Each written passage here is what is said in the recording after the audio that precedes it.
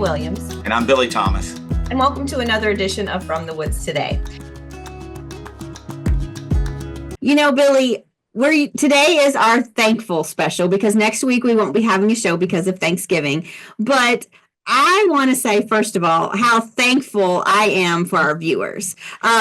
We've got, believe it or not, I've been tallying them up throughout the year, and we've had over 2,300 live views on YouTube and Zoom. So if you're, for both, it was about 2,300 a piece. That's awesome. And then for downloading, like our podcast with Lipson, we've had over 6,000 downloads for our shows, and then 14,000 views on YouTube. So we are really grateful for you all, and because we wouldn't be doing this show without you. So thank you. Yes, indeed. Certainly appreciate those numbers, Renee. And I think it's just a reflection of a hungry community out there that really care about our natural resources and want to be good stewards and want to see them well cared for. So thanks to each of you all for your caring. We wish more people cared, and I think a lot more do. And you all can maybe help them care with us by turning them on to From the Woods Today, because you probably know people in your circles that could benefit from this program, and we wanted to help each of you all. So please share it with others that could benefit, and let us know what you all want to see. We try to do these shows for you all, but yeah, it's great to be with you here today, Renee, on this kind of week before Thanksgiving, our kind of Thanksgiving special, if you will. So yeah, I'm very thankful as well. Yeah. So, for this today, we've got two guests, one being you. I'll introduce myself, here in a minute. So Billy is going to be doing what we're thankful for with the Kentucky woodlands and woodland owners and landowners, and you name everybody engaged in it. Everybody engaged, yes. And then we also have Dr. DJ McNeil, who's going to be talking about those Thanksgiving birds. It's not all about turkeys, so he's going to be talking about that.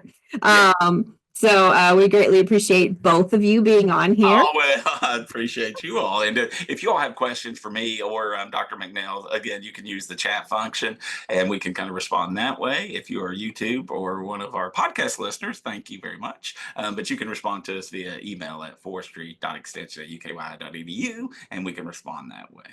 Definitely. So, normally this would be my time to go, so-and-so, turn on your camera, but way. All right. Well, Renee, thank you for the introduction. I can go ahead and get us started. Yeah, we've got a lot to be thankful for. And as Renee mentioned it, we're certainly very appreciative of you all being here with us, taking time out of your all schedules. We know there's a lot of competition for everybody's time, but thank you all for spending some of it with us, and we'll try to make it worthwhile for you. So I put together a presentation that I've titled Thankful, really cleverly here because it is Thanksgiving, right? So but we're going to kind of talk about why we're thankful for so much of Kentucky's forests and all those that are engaged with them now. Wonderful. We're thankful for a lot of reasons, right? And I want to talk a little bit today while we're thankful for Kentucky's trees, woodlands, their owners, and those of you all who support them, whether you're a county extension agent, a forester, a wildlife biologist, you work for NRCS or whoever out there. Thank you for supporting our woodland owners and helping care for our resources as well. And I know our woodland owners certainly appreciate your engagement. And so thank you all for that. So let's talk a little bit about why we're also thankful if we can. Certainly, a lot of reasons to be thankful. And we're going to start talking with trees. I'll talk about them a little bit. We'll talk about the importance of healthy woodlands and why we're thankful for them. All the wildlife in Kentucky, we'll talk about that as well. And generally our natural resources. And, yes, our forests are natural resources in their own right, but they also play some really important roles in caring for and helping protect some other important natural resources as well. And, one of the things I really love about Kentucky is there's so many groups and organizations out there that are really dedicated to trying to support woodland owners here in the state. So making those connections for landowners to those organizations is always rewarding for me because I know these landowners are going to get some really outstanding support here caring for the property. And then our forest industry is extremely important here in the state of Kentucky, and we'll talk about just how big that industry is. And we're actually working on the next iteration of our economic contribution report right now, talking about the importance of the forest industries. And without them, a lot of that management would not be happening on the ground because they kind of are that pool for that resource. And then we'll talk a little bit about our urban forests. Kentucky, while we are largely a rural state, we do have some urban centers. Whether you're in the Cincinnati or area or the Louisville area or here in Lexington, there are some pockets as well. We have other larger cities, Bowling Green and Paducah and Owensboro and others that have some urban forests that really kind of contribute to that local area. So we'll talk about their importance as well. And then we'll kind of wrap this thankful element up with landowners. They are the backbone of the forest here in Kentucky because they own most of them, and it's what they do that really dictates what happens to our forests. So I'm certainly very appreciative of all of our landowners here in Kentucky. So let's start with trees. You know, they are the foundation, if you will, or the backbone of Kentucky's woodlands, right? When we think about forests and woodlands, one of the first things that come to mind are the trees. And I did some stats. I pulled some stats for the number of trees here in Kentucky. And if you wanted to count every single tree greater than 1 inch, you could do that. But I've got an estimate for you based on the great work of our forest inventory and analysis team at the Kentucky Division of Forestry and the U.S. Forest Service. They estimate a little more than 7 billion trees out there that are greater than 1 inch in diameter right now here in the state of Kentucky. So that's a lot of trees, if you will. And we have so much diversity here in Kentucky, and that's one of the really nice things about our forests is they are so diverse, and that diversity gives you a lot of opportunities for management approaches, and it's nice to not just be locked into one single species or dependent on one single species. So we're very blessed in that regard. I also did a little statistical pooling for you all this morning too, and looked at how much volume of standing timber we have in Kentucky. So this is net solid board feet volume using the International Quarter-Inch log rule for the amount of wood standing in Kentucky right now. And we're looking at 97 billion international quarter-inch board feet here in the state of Kentucky standing. That's a lot. That's a whole lot of wood that's out there. And here in Kentucky, yes, we have 110 native species plus, but there's also kind of a grouping in some of those species. You may not realize we have at least 18 species of oak, at least 5 species of hickories, 4 species of maples, and at least 3 species of ash. And some of those may be a little marginal on the edges, so we could maybe quibble on a species or two here or there, but point being, there are a number of different species and species groups here in the state that give us a lot to work with.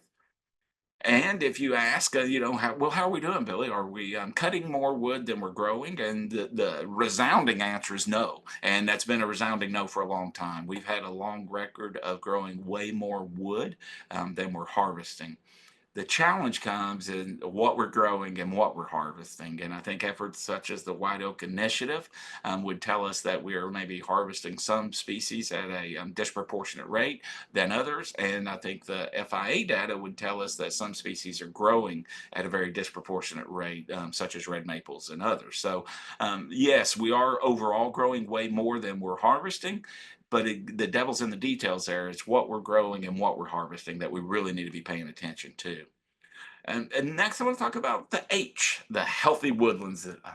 Certainly, our woodlands are so important here in the state of Kentucky, and to ensure that they're healthy, we have to monitor them and we have to protect them from all sorts of threats. And you all have heard on From the Woods today over and over many of these threats, whether that be invasive plants that Dr. Crocker may be sharing with us, or insects from Dr. Larson, or talk with wildfires, or any other storms or other events that kind of can pose a threat to our forests.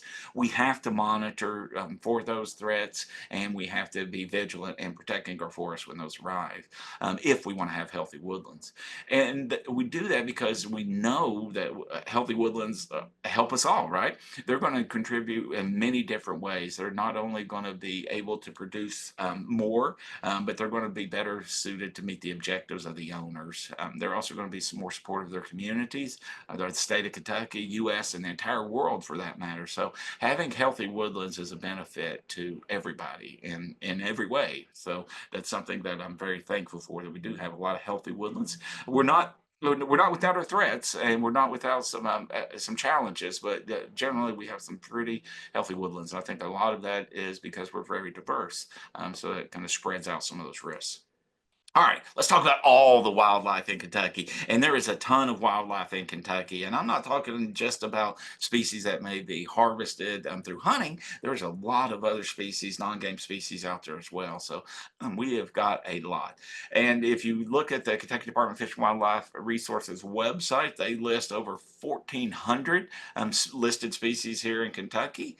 And many of these species are very dependent on woodlands at one point or another in their lifetime. Certainly think about a deer, and you see it there eating on some, looks like some oak leaves. Um, very important, or very reliant, if you will, on our oak forests as well. Wild turkey, also another pretty widespread species we have here in the state. Both hit and deer are game species, and they are valued for for that purpose. But they're pretty abundant here in the state, and they need our forests. Well, and we think about our squirrels. I know in my yard, I've got a whole ton of squirrels in just a few trees. So I know that we've got squirrels abundant. And here on campus, they are just part of our normal kind of what we see all the time. They're everywhere here, about as many squirrels as we have people, I think, in some instances. Also, black bears, right? You know, if you're in eastern Kentucky, there you may encounter some black bears or be in the area near where they are. So that they really need our woodlands as well. And then, you know, let's not forget about some of those endangered species and some of our smaller fish and smaller animals that inhabit our streams. If we do not have healthy woodlands that are protecting those streams and preventing them from being overheated or having too much sediment or other issues in them, then we're not going to have some of those really diverse wildlife species that we have, including some that are threatened and endangered. So, wildlife's really important, but it's really interlinked to our woodlands here in Kentucky. But I'm certainly thankful for all the wildlife, whether they're game or non-game, we have here in the state of Kentucky.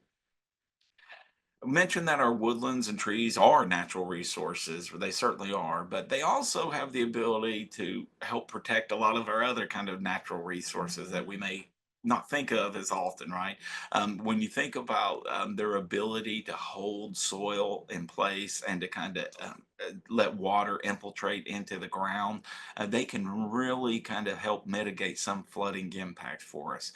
So that's really important, and that's not a trivial contribution that our forests provide. Without them, widespread flooding would be terrible. It would be way worse than it currently is, even in extreme settings. So these forests do a really important job, and we've had folks talk about that here on the show before. But let's not forget how much our woodlands do for protecting water quality. And you know, they also help protect part of that water quality protections because they're stabilizing those banks and areas around the water, right? They're keeping that soil and those other nutrients from entering into those water bodies. So that's really important.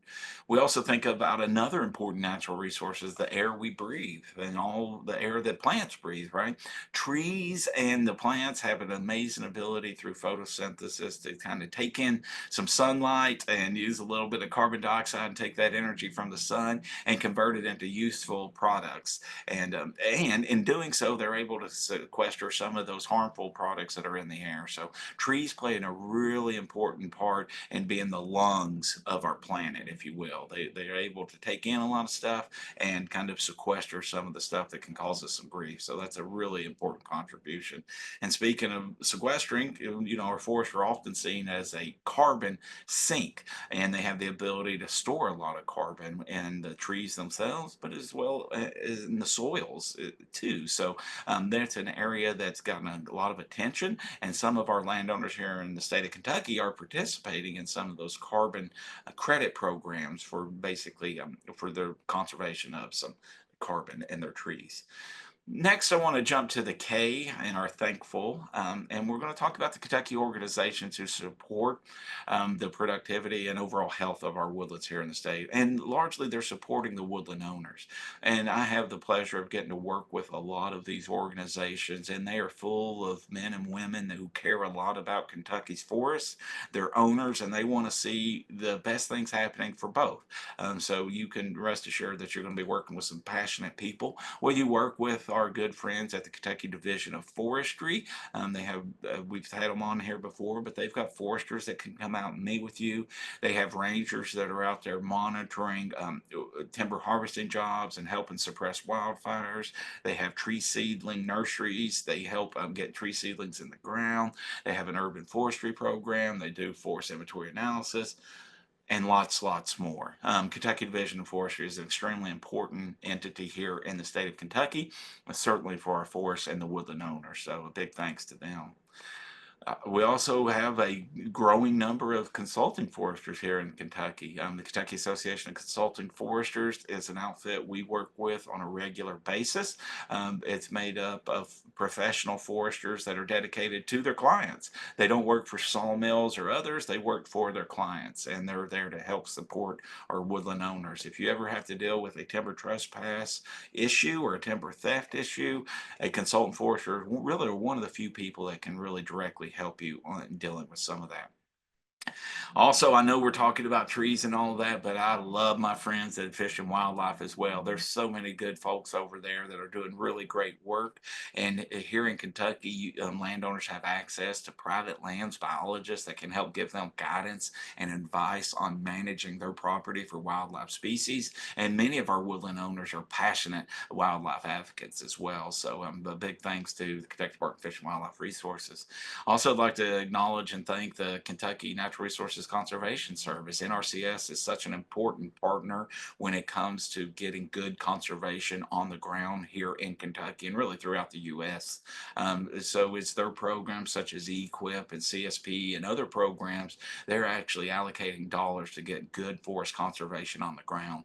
And without their efforts and without their financial funds, a lot of that work, it would be hard pressed to get it done. So I cannot thank NRCS enough for their contribution to Kentucky's forests.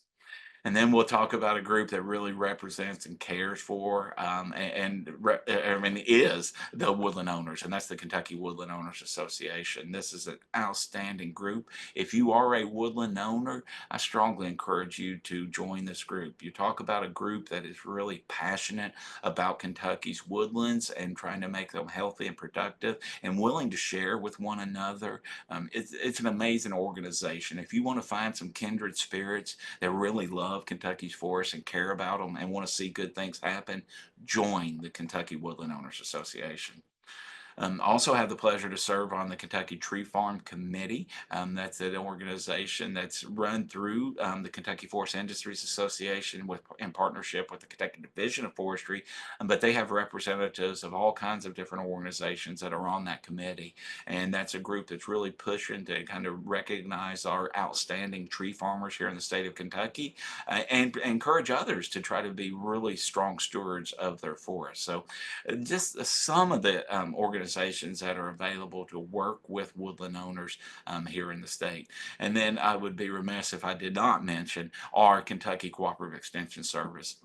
We are blessed here in Kentucky to have county extension agents in every county. We have an office in every county, and not every state can say that.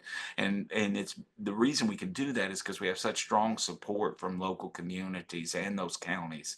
And I think we get that strong support because they recognize the contribution that those county extension offices and agents make in those communities. And it is significant. I had the pleasure to be a county extension agent for a few years, and it's a very rewarding but very exhausting job.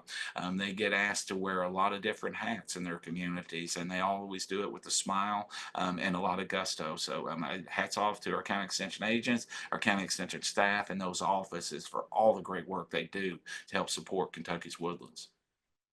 And of course, there's many more that I couldn't get on the slide or mention, but thank you all too. I know there's smaller efforts and other groups out there doing good stuff to support woodland owners. So thank you. Now, I want to talk briefly about the forest industries here in Kentucky. Without these forest industries, our landowners have really no means of getting their product to market. So they play a really important role in converting that wood into very useful products. And I know some people may be like, "Oh, Billy, we shouldn't cut trees," and I can understand that sentiment. And there may be instances where I agree that tree cutting is not the best thing. But considering the alternatives of plastic and coal, or I mean coal, I mean, metal and other things as far as building materials. It's hard to argue that wood is not a good a good use in there because it's a renewable resource. So we can replenish that, and in doing so, we can replenish communities and the environment as well. So they play a really important role in helping that happen, and they're also really critical from an economic standpoint, right? If you, I'm going to share some numbers with you from a direct impact. Our forest industries here in Kentucky, again, using the wood grown by our woodland owners, our last estimate was a little bit over 12 billion in direct economic contribution to the state's economy. So that's a lot of money that our forest industries are help kind of bring into the state. If you expand that to the total economic contribution, it's well over $18 billion. So there's a significant impact of our forest industry. You look at the jobs, more than 27,000 jobs are directly tied to the forest sector. And if you expand that to those that also are engaged, in some way or another with forestry and forest industry, that balloons to over 56,000. So there is a lot of economic impact and contribution from our forest industries to the state of Kentucky. Next, I want to jump to urban forests. While yes, this is a picture of Central Park in New York City, we do have urban forests here in Kentucky as well. And those forests play a really important role in enhancing the quality of life in those cities. I just can't stress how important trees are in an area when there's very few of them. They just, their value just seems to go up exponentially, and they do so many important, valuable things in those urban environments. They help control our stormwater, help conserve energy by shading homes, and that's huge, right? They provide habitat for animals and the shade as well. So, and of course, they add a lot of beauty, and that turns into economic value. They provide form and structure, and they really help kind of establish the urban kind of landscape, if you will. They help reduce noise, and they give us places to recreate and hang out and catch our breath amongst the hustle and bustle of the city. They also add economic value to our communities. Many studies have shown that those communities that have a heavier tree abundance not only have reduced crime, but they also end up having more economic activity and more higher property values as well. So those trees do play an important role in that. We have a outfit within the Kentucky Division of Forestry that focuses on supporting the urban forestry community. And there's a link for that if you want to visit that. You can learn much more about what all they've got going on. They've got all kinds of grants and other programs to kind of help support those urban communities. And then we'll wrap up our talk here today on being thankful with landowners.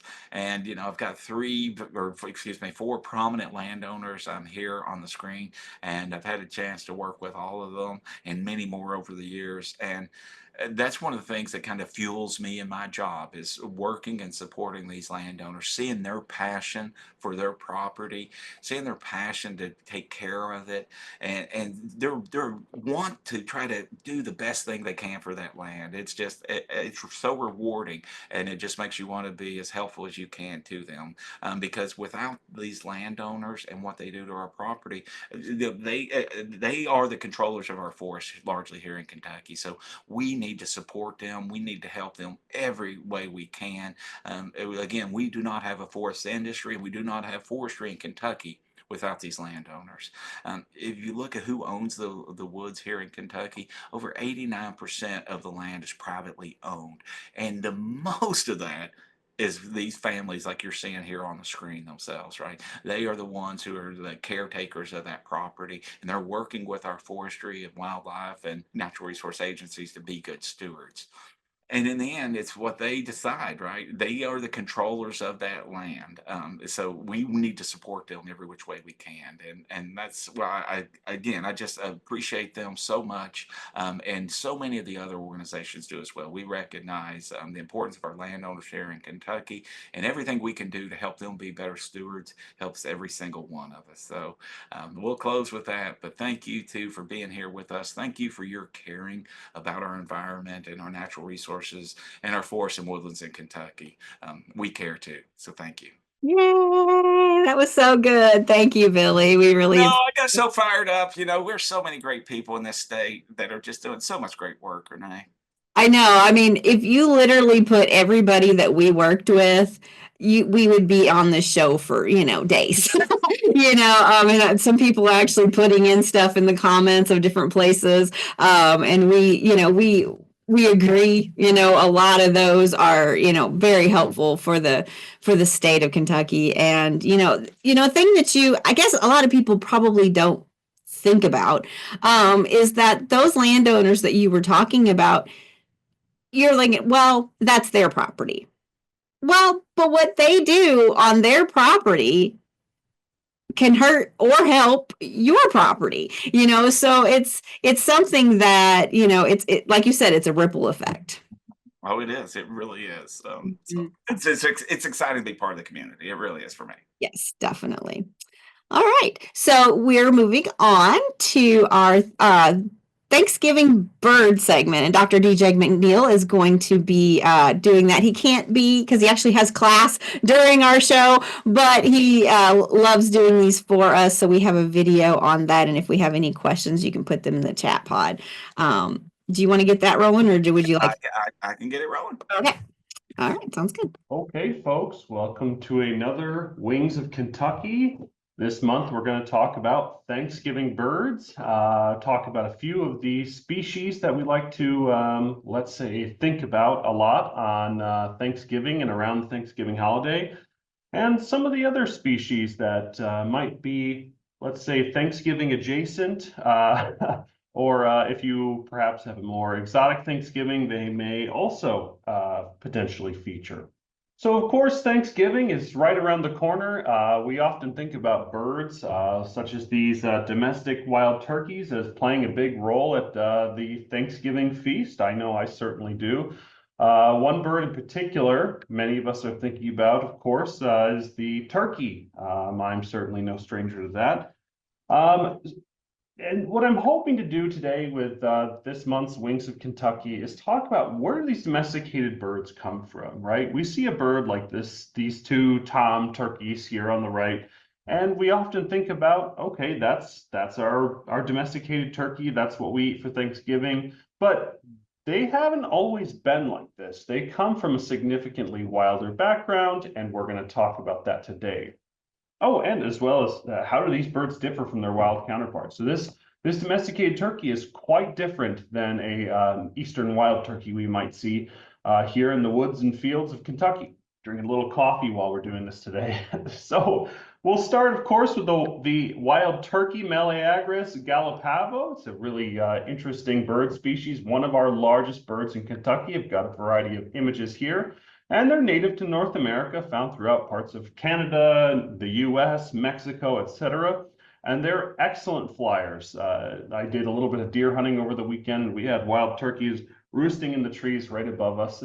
It's an interesting behavior, actually, that they roost in trees at nighttime, given how, I mean, they're very skilled flyers compared to some creatures, but by bird standards, they're fairly clumsy. And I mean, getting all the way up into the top of a tree, there must be something pretty significant on the ground that they do not want to encounter at nighttime.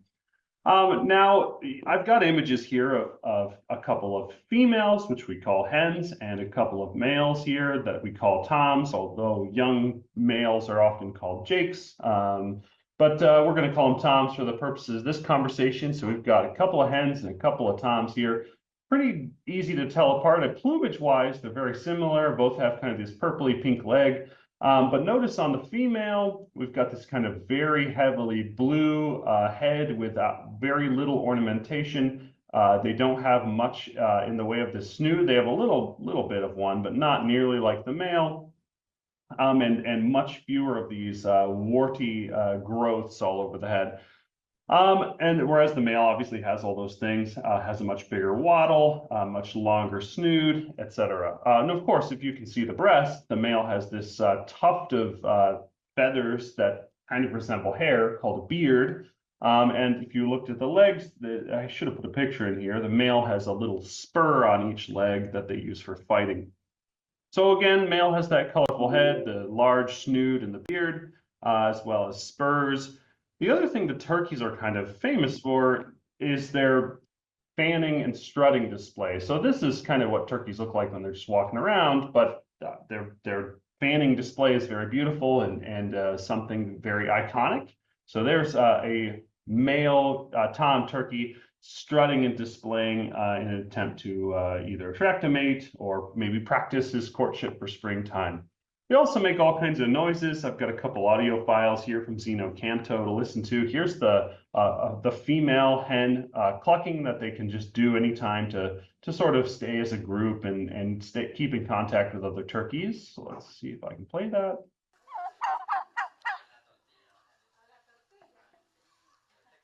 Probably wouldn't hurt for me to turn up my volume really quick. Make sure I've got all the way up there. So let's play that one more time.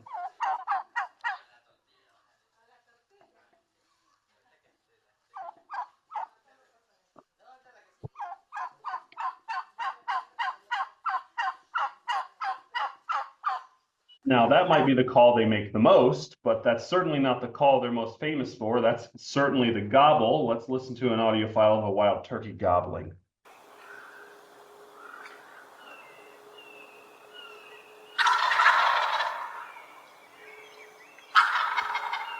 Now, that gobble is a pretty unusual sound. I mean, even by bird standards, and birds make a wide variety of calls, but that gobble is a very bizarre vocalization.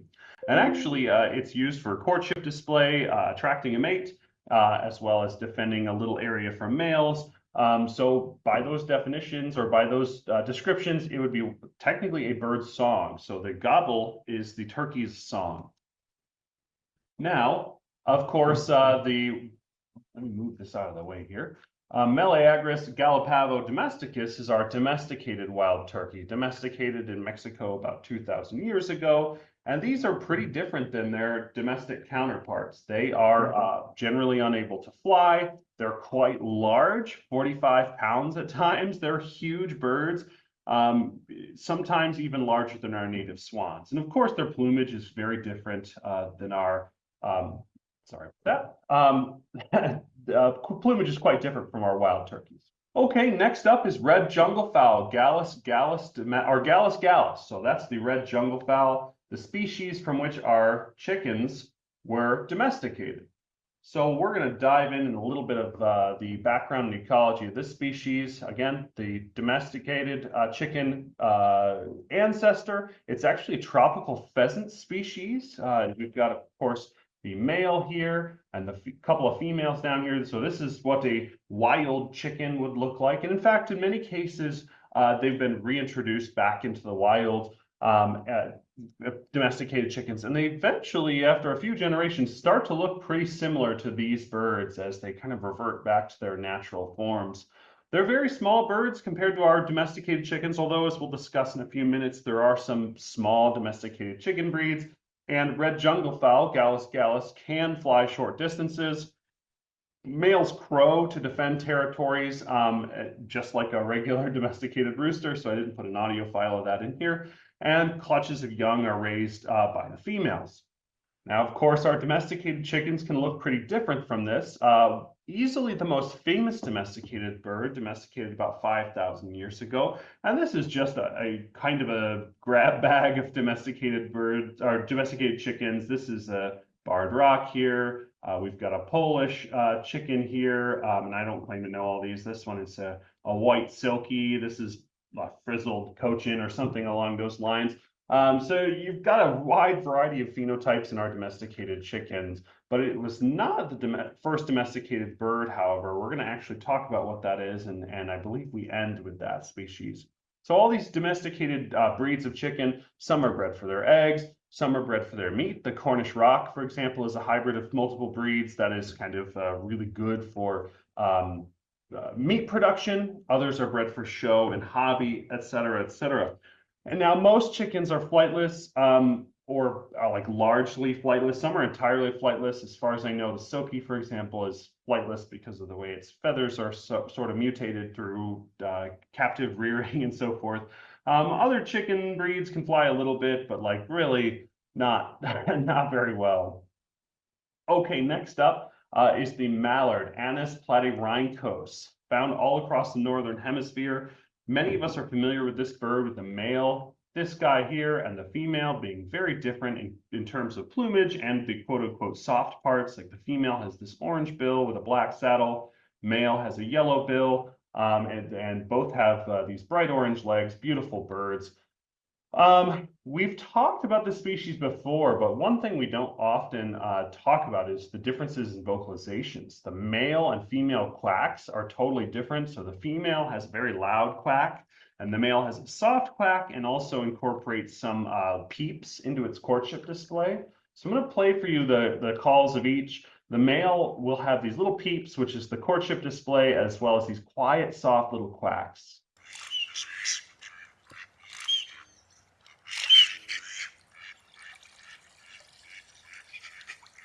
Very soft little quacks. Now let's listen to the female, significantly louder and raspier.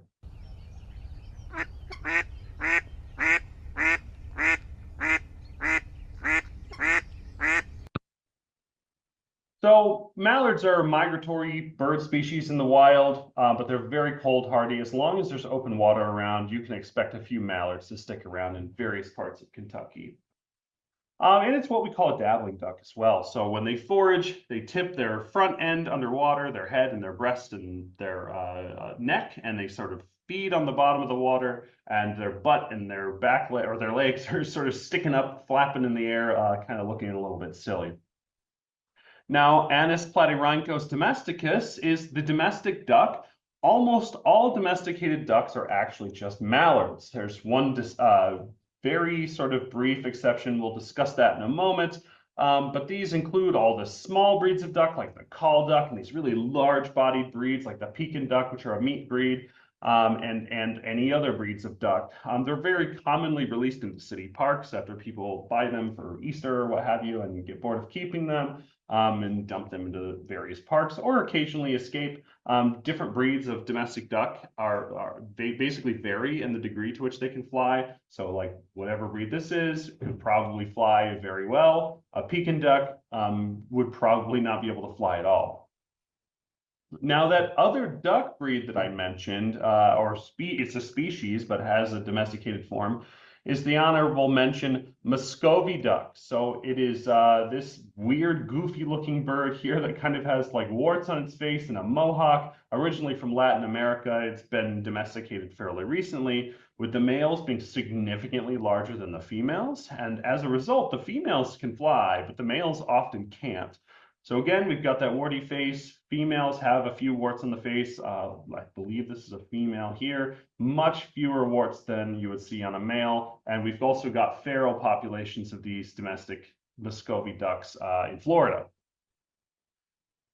Okay, the rock dove Columba livia. This is a cool species. Many of us probably don't feel too warm and fuzzy when we think about rock doves, or also called the domestic pigeon. At least that's what we call them in Kentucky. But the rock dove, Columba livia, is a species native to Europe, Africa, and Asia. It's a very large-bodied species of dove, sometimes called the rock pigeon.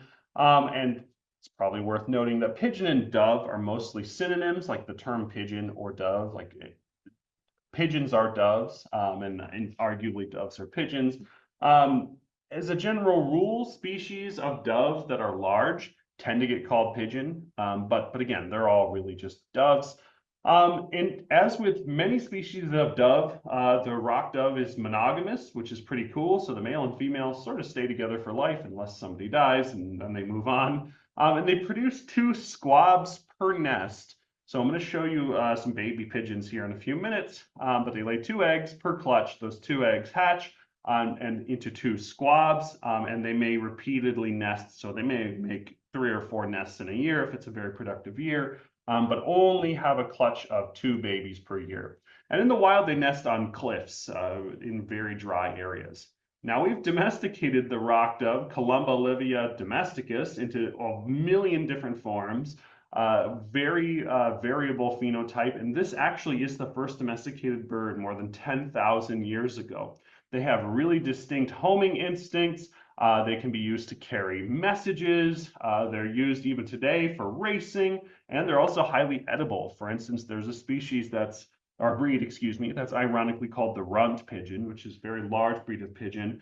And that's very, very large and bred for meat. Delicious birds. I mean, it's one of those birds where people think, oh, pigeons are gross, and there's some things that are kind of gross about them, but like in terms of like birds, they're extremely tasty. There are hunters out there who pursue feral pigeons, and their meat is actually very delicious. Now, of course, we've got tons of feral pigeons, often nesting on buildings that act as cliffs for nest sites, and people feed them, so they congregate in large numbers. The other thing I like to point out is there are many of these white pigeons that you see around, and those are usually, sometimes they're escaped from someone, a pigeon fancier raising pigeons, but more often than not, they're sold for a wedding, and then released as wedding doves. And of course, they technically are doves, but you and I both know the dirty little secret that they actually are pigeon, which is a sort of special kind of dove. And because pigeons have such good homing instincts, these large rock doves that are white are released at the wedding, and they fly right back to the guy who sold them to the wedding, which is a pretty good business model, because then you can sell it again tomorrow and the next day and the next day, and it keeps flying back. And people have asked me, like, why do I never see baby pigeons? And the reason is that they nest either on cliffs or oftentimes in cavities, in like buildings usually, old structures. So they like to hide their nests really well. And their babies are what we call altricial. So the little babies are born, these ones are a few days old. They're like basically blind and helpless and kind of covered with this weird yellow down. They can't walk or really move much at all when they're babies. So this is what they look like, and they have to be fed all of their meals from their parents. This is the development of these ugly little babies into some slightly less ugly, but still ugly juveniles. We will leave it at that for this month. So whatever you're eating, happy Thanksgiving, and thanks for tuning in to Wings of Kentucky. Looking forward to chatting with you next month. I believe we will be talking about the 12 days of Christmas. So until then, have a happy Thanksgiving. Awesome. We greatly appreciate him doing those. It's always interesting. You know, I always wanted to know because I always thought, well, that dove looks like a pigeon and that pigeon looks like a dove. And I thought, well, maybe I'm wrong. There's just two different ones, but nope, it's the same thing. So that's pretty cool. It is very cool. Yeah, I really appreciate Dr. McNeil. Yeah, I look forward to his Christmas one too. So Yeah, where he's doing the 12 birds of Christmas, so that evidently with the song, the 12 days of Christmas, there is actually a bird that can be related to each one of those. oh, Yeah, very so he's nice. going to bring that to our attention. Some are, you know, we probably would know, and others were like, I have no idea what that is. So, you know, stay tuned for that in a couple of weeks. Yes, yes, yes. It'd be awesome. Hey, I was going to say, Renee, there were a couple comments that came through, and I missed those as I was presenting. And somebody had pointed out the local conservation districts, and certainly that is a really important entity across the state.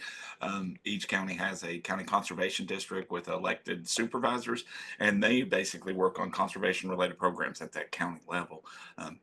Including huge tree giveaways they do every Arbor Day. So big thanks to them.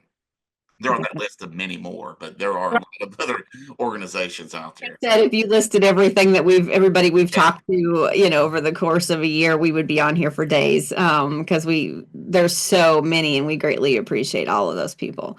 yeah. And somebody had a nice comment too. Renee talked about they've been doing some TS work, and now the birds are really enjoying it. Mm-hmm. 6 different species, or 6 different woodpeckers, warblers. Awesome. Yeah. And that there was a question we might have to get back to you on. Somebody was asking about histoplasmosis with those birds, and I am not sure on that, to be honest. So we can check on that for you, and will with Dr. McNeil. Yeah, we definitely will. But again, thank you, folks. Renee, Mhm. thank you. Appreciate all you do for this show, right?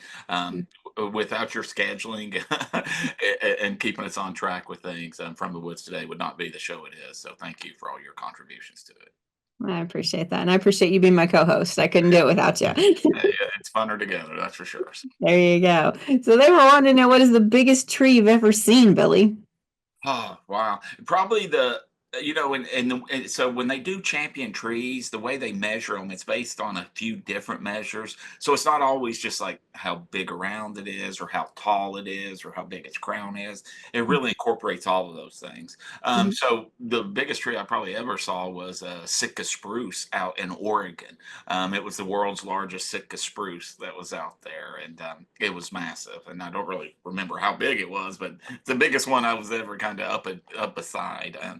So it was really big, yeah, for sure. I know we've seen some of those historical photos where, guys are actually like laying down in between trees where it's Yeah. been cut. And I'm just like, whoa, I've never Yeah, seen. and this one was similar. I mean, it was basically it was had it hollowed out under at the at the base, and Mhm. I mean, it was as big as a room in there. Wow. And the tree was still growing, around it. So it was Uh-huh. great. Yeah, That's amazing. trees are awesome, man. Trees are amazing. I love them. They are very, very, yeah. Um, Uh, one more comment. Yes, yes, very interesting. Dr. McNeil's so good about relating that stuff. Renee, we have to get him back on here. He was, I get to co-teach that Forestry 100, the introduction to forestry for Mhm. our students, and we had him come in and talk about timber harvesting for the birds, and just the importance, if you care about birds and bird populations and bird species, just the Mhm. importance of kind of managing that habitat. And I think one of our commenters even kind of attested to that, talking about the TSI and how it's really Right. benefited those birds. So Yeah. that might be a future topic for us to get him Yeah, back. I mean, we've had him do it for bats, so why not just Yeah, birds? yeah, yeah. And So, it's so fascinating how those birds will use force at different stages and ages, and yeah, there's a lot of interesting stuff. yeah, what you can do for your forest to attract more wildlife or birds or what have you. It could be something very simple to end up doing that. So Yes, it's yeah, really interesting on what you can do if that's what you want done with your forest. That sometimes it's very simple things. it can be, right? And what I always encourage folks is make sure you get the right information. Because it can save you a lot of time and frustration. I've seen it happen. People they got an ideal and they run off on it, and they're like, "Man, I really wish I would have, asked that other person first, right?" Not So just when it comes to trusted your Google. woodlands, or, yeah, your woodlands or wildlife, feel free to ask us, and we won't. There's no judging here, and we'll be happy to kind of get you connected appropriately. What we really want to do is save you time and frustration and money as you're trying to be good stewards of our woodlands out there. So let us know, and we'll try to help however we can. Definitely. That email address is forestry.extension@uky.edu. If you want to email, it comes to me and I can forward it to Billy or what have you. And then also you can go to fromthewoodstoday.com and there's a little survey link on there that you can take, especially if you're seeing something in your woods that you're just like, what this is. You could send that to us and we will try to help you. Yes, indeed. Yeah, like you said, we want to help you. We want to be good servants for you all out there. So thank you. I hope you all have a really great Thanksgiving with your families and friends, and take a few minutes to just remember how important our woods and woodland owners are out there in the state, and all of those that are working to support them. We all benefit from their efforts.